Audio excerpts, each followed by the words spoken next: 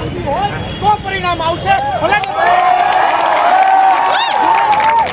બાકી ઊભા હોય ને તમારો હાથ પકડીને તમે દબાવમાં પૂરી જાય એની બધા નથી આંદોલન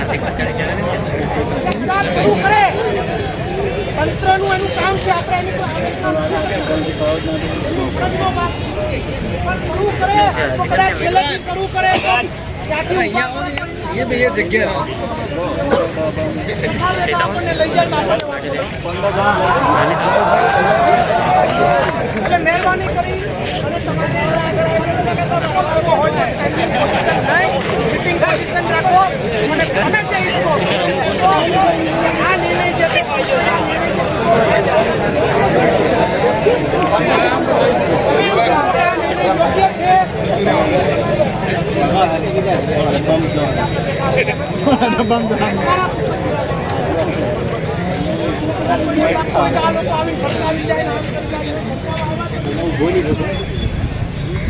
દુઃખ છે કે રામ મેદાન કથાની અંદર રામકથા મેદાનની અંદર ફોરેસ્ટની કથા ચાલુ થઈ ગઈ. એટલે મૂળ મારી એટલી જ વાત છે, તંત્ર છે એનો પણ હું આભાર માનું છું કે આનું કંઈક સુખદ નિરાકરણ એ લોકો લઈ આવે, ઘરે જાય અને અમે પણ તંત્રને સપોર્ટ કરવાનો. પણ જ્યાં સુધી એનું નિરાકરણ ન આવે ત્યાં સુધી મહેરબાની કરીને જો તમારે લડાઈ લડવી હોય તો મહેરબાની કરીને તમારી જગ્યા પકડો.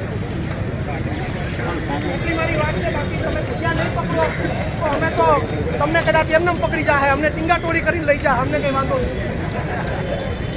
એટલે બસ એટલી જ વાત.